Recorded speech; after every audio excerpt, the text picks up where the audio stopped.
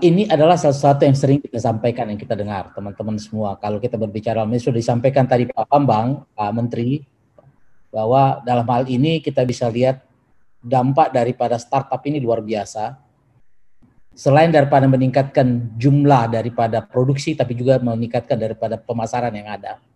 Nah, tentu untuk itu kita harus mengetahui basic dasarnya sehingga berbicara panjang. Hampir semua tahu ini bagaimana luas perairan kita, apa saja. Yang paling kita akan, kalau kita berbicara tentang perikanan kelautan, tentu kita tahu bagaimana kondisi di Indonesia. Saya ingin sampaikan ini hal yang sering saya tidak bosan-bosan menyampaikan. Tadi sebutkan Pak Bambang, Pak Menteri, bahwa kita ditargetkan tahun 2025, paling tidak 2030 menjadi salah satu negara yang penghasil 5 terbesar.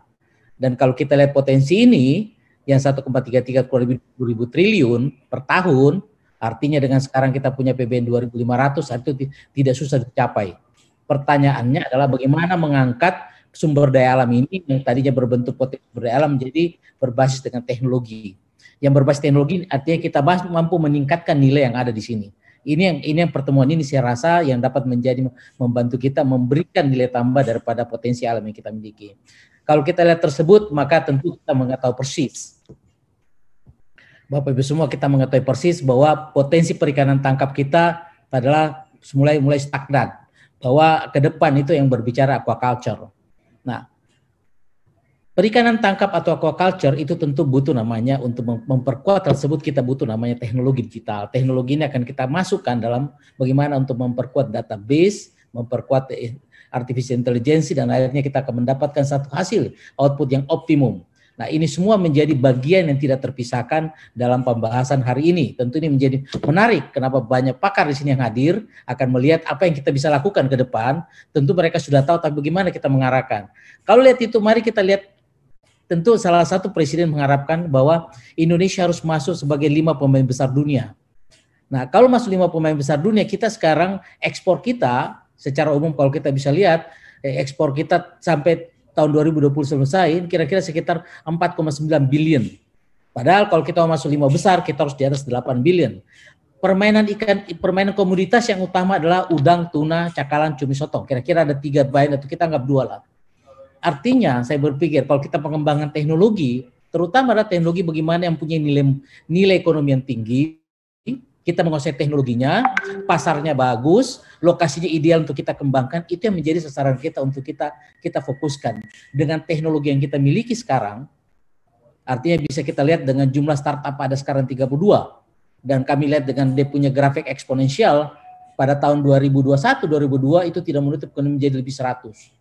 Nah, kalau lebih 100, paling tidak kita akan mengarah kira-kira apa yang kita akan kembangkan. Ini kira-kira pemerintah akan masuk ke potensi mana untuk memperkuat daripada devisa, artinya memperkuat negara masuk dengan GDP salah satu di 4-5 besar dunia.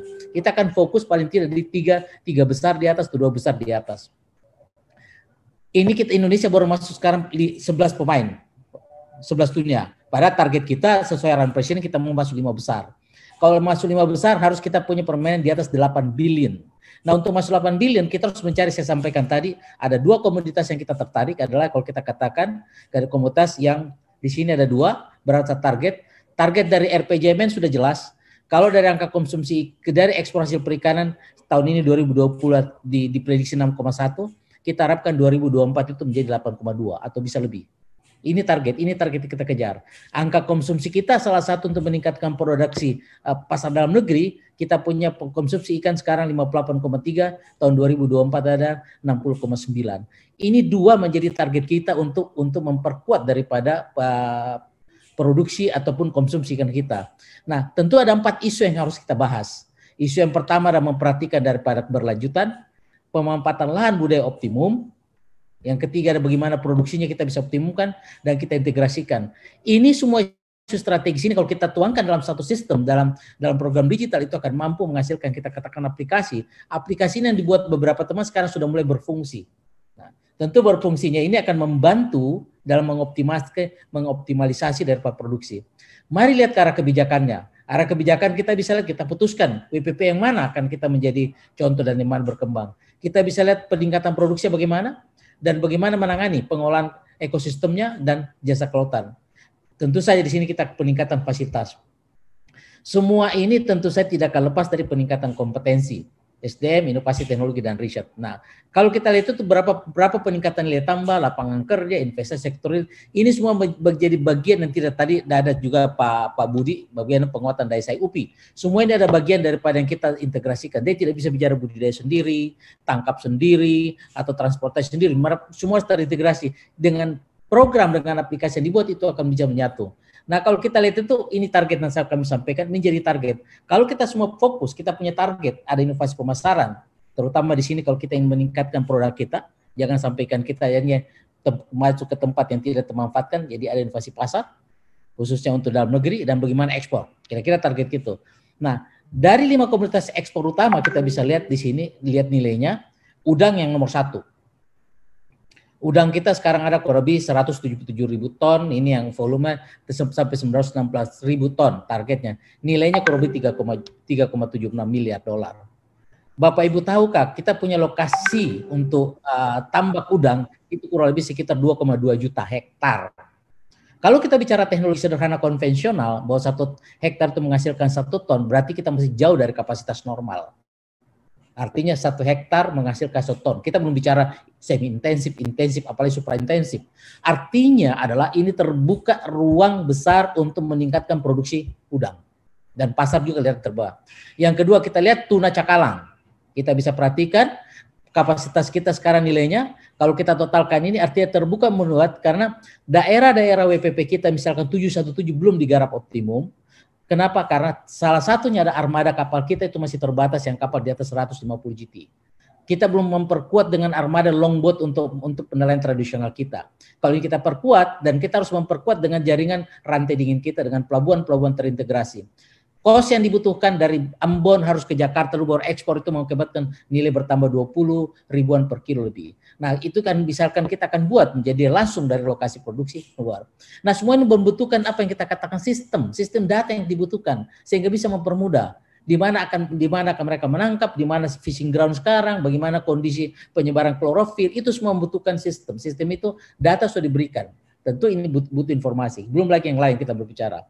Nah hal itu ini adalah WPP yang kita sampaikan bahwa kita akan fokus dalam ini untuk mengembangkan. Ini akan bekerja. Tahun ini akan bekerja 3 WPP. Kita fokus di 11, 15, 18. Tapi tahun depan akan berkembang.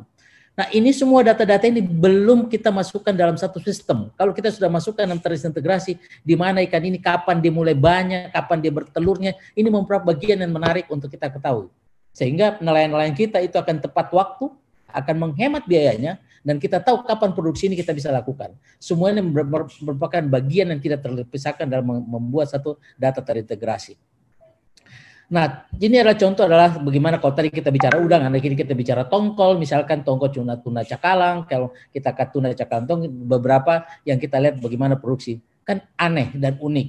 Kok Thailand yang tidak seberapa itu mengalahkan Indonesia? Artinya apa?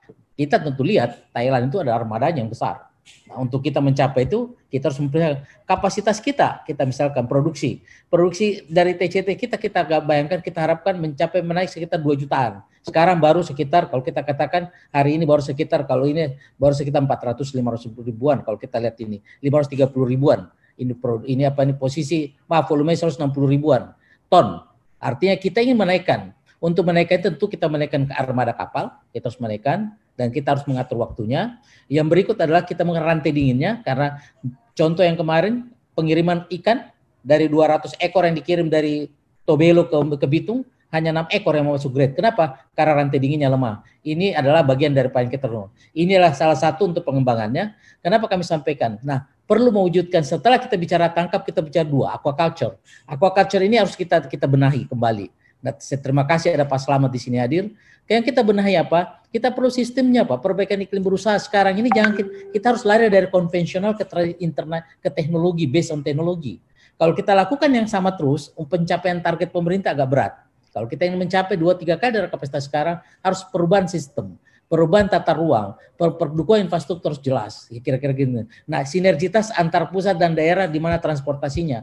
Internal juga harus melalui. Dan penguatan small scale aquaculture efektif harus kompetitif. Ini yang kita katakan. Industrialisasi harus dilakukan. Tidak bisa tidak kalau kita meningkatkan. Nah, semua ini merupakan bagian yang dengan mudah dilakukan kalau kita mempunyai sistem aplikasi. Nah, kalau lihat tersebut, ini salah satu contoh, saya pikir sudah banyak banyak merek yang melakukan hal yang sama, kita mulai dari merek tertentu, tapi intinya teknologi sejenis ini sudah mulai dilakukan di beberapa lokasi. Ini yang saya tahu, ada beberapa lokasi lain. Tapi satu, dengan kita menggunakan smart aquaculture, kita tahu kapan kita harus panen. Kita tahu makanannya kurang atau lebih. Kita tahu bagaimana kondisi airnya sekarang, pH-nya apa tidak, dan kita tahu kita bisa menentukan kapan bagaimana monitor ini. Ini akan membantu meningkatkan produksi atau mengurangi dari mortality. Dan ini sekarang adalah bukan barang mewah. Smart aquaculture itu bukan barang mewah. Dan ini kalau sudah menjadi program BRIN juga, itu akan membantu. Jadi tadi sampaikan Pak Menteri bahwa ini harus bersama-sama antara pemerintah, pengusaha, masyarakat, perguruan tinggi, Pentahelis harus bersama-sama dalam hal ini. Jadi kami harapkan dari program KKP ke depan itu harus sudah basic dari pengembangan aquaculture, basicnya smart aquaculture, tidak bisa tidak lagi kalau kita ingin maju ke depan. Salah satunya mengontrol termasuk kualitas air. Ini kalau kita berbicara lebih besar, ya kan? Bagaimana kita lihat perubahan-perubahan ini sudah menjadi satu kawasan, karena kita tahu perairan Indonesia yang ada di pesisir itu kurang dari 1% dimanfaatkan. Kita punya salah satu garis pantai terpanjang, laut kita belum dimanfaatkan. Kalau kita bisa memanfaatkan, wajarlah kalau potensi perikanan budidaya itu 16 kali dari perikanan tangkap. Tapi kita masih mimpi selalu yang kita kelola adalah perikanan tangkap. Perikanan tangkap terus kita kelola, yes. Tapi perikanan budidaya harus kita siapkan, jangan sampai dia tertinggal. Sehingga perikanan budidaya dengan teknologi smart aquaculture bisa kita lakukan. Termasuk dalam ini pemanfaatan data untuk nelayan tangkap. Saya pikir jelas sekarang penggunaan tangkap sudah banyak software yang kita lakukan. Salah satu yang disebutkan tadi Arun atau e-fishery ya kita lakukan. Nah, sekarang ada lagi kita katakan fish on, pemain baru, tapi kita bisa lihat dengan adanya itu nelayan akan membantu kita meregistrasi, membuat inventarisasi data tentang potensi perikanan. Kalau setiap nelayan kita memberikan kesempatan untuk memberikan data, maka data itu terdigit, maka seluruh wilayah perairan kita mampu membuat prediksi. Asumsi bahwa kapan harus kita menangkap, kapan pergerakannya kita, data ini semua akan kita kombinasi dengan ada sistem cloud data, kemajuan dalam teknologi seperti sistem cloud. Setiap orang sudah menggunakan smartphone. Menkominfo akan meluncurkan satelit tahun depan 2022 itu dengan kapasitas 1 tera. Kita harus siap dengan ada satelit yang dibuat, ada 4 satelit yang mengcover seluruh wilayah perairan Indonesia, semua nelayan bisa cover, tidak lagi blank spot. Artinya dengan data itu tahun 2022 kita akan semua nelayan kita mampu dengan mudah mengidentifikasi di mana lokasi ikan, bagaimana pergerakannya, ini dengan aplikasi tentu saja. Ini merupakan satu kesempatan buat teman-teman semua, para pemula dari startup khusus untuk e-fishery, fishery itu akan sangat-sangat membantu. Dan ini ada contoh yang saya katakan, kenapa ada beberapa software yang muncul. Ini saya sampaikan salah satu contoh di gambar kanan ini. Mereka bantu, mereka kirim ikan, tapi karena rantai dinginnya tidak cukup, es yang mereka bangun es produksi rumah tangga, bukan es yang berbentuk, akibatnya tuna yang mereka kirim itu jauh daripada yang diharapkan. Ini semua menjadi bagian tersendiri kalau kita bisa memetakan, kita identifikasi. Nah, kegiatan-kegiatan ini menjadi bagian yang penting kenapa banyak startup muncul untuk membantu, terutama membantu nelayan untuk meningkatkan produksi dia, memberikan nilai tambah. Dan ini semua salah satu contoh kami sampaikan, kami kebetulan salah satu yang membina ada Fish On ini yang kita bisa lihat bagaimana dia bekerja, sistemnya apa saja aplikasinya, dan sama dengan yang lain. Ini salah satu ekosistem yang mereka lakukan di desa nelayan. Tadi sudah ada sekitar 32 dan itu tidak hampir semua lebih bagus, kita katakan ini pemula. Tapi ini sudah mulai berjalan, sudah dapat dukungan dari BNI, dapat dukungan ini sudah mulai berjalan. Semua ini merupakan bagian, salah satu contoh adalah mereka bagaimana ikan yang mereka dapat sebelum mereka sama pelabuhan sudah diketahui sehingga lelangnya bisa dilakukan melalui online, jadi membantu nilai kesegaran, angkanya bisa bergerak dan nilainya bisa bertambah. Dan salah satu produk yang kita bisa lakukan adalah yang tadi sampaikan adalah bagaimana menumbuhkan, di sini tentu ibunya pekerjaan Bu Tati, bagaimana caranya masyarakat mengkonsumsi ikan lebih banyak. Prinsipnya simple. Kalau kita mengkonsumsi ikan, pertama ikannya harus fresh.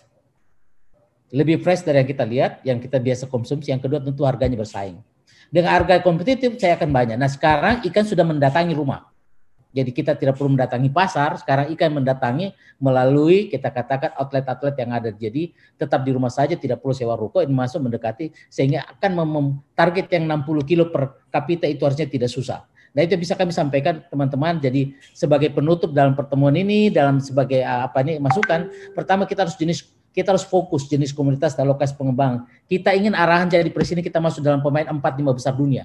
Kalau kita ingin ini, maka kita tentu fokus pada jenis komoditas apa yang kita kembangkan, di mana lokasi yang kita lakukan supaya ini meningkatkan optimal dari pasien. Kita harus memilih dan pengembangan teknologi aplikasi mana yang untuk budidaya dan penangkapan. Dan sekarang kita akan berkembang terus. Dan selanjutnya kita harus melihat dari lahan, darat, dan laut ini, teknologi integrasi data itu kita akan manfaatkan betul. Nah, ini tidak akan lepas daripada perlunya bimbingan. Makanya peran daripada tadi Pak Bam menyatakan kita harus melakukan pengembangan bimbingan. Tadi sudah ada bantuan dana, pengusaha startup dalam bidang kelautan perikanan. Dan ingat, kita sekali lagi getol-getolnya mempromosikan gerakan Bangga Buat Indonesia dan pasar laut. Dan semuanya tentu saja bagian daripada dukungan riset teknologi. Ini yang menjadi perhatian, dan teman-teman boleh catat, kalau komponen eksponensial dari pertumbuhan startup itu akan lebih besar lagi. Kita bisa lihat karena dukungan dari pemerintah semakin kuat, dukungan pasar semakin kuat, kami yakin ikan berkembang menjadi lebih baik, dan kami harapkan ini membantu kita mencerdaskan masalah stunting tentu akan terpecahkan sendiri dengan proses gemar ikan akan bertambah. Jadi banyak masalah kita bisa pecahkan, masalah kemiskinan, masalah keterlambatan lain kita bisa pecahkan dengan memperkuat daripada pembangunan startup khususnya di bidang perikanan dan kelautan. Demikian bisa kami sampaikan, semoga menjadi tambahan pengetahuan dan arahan bagi kami.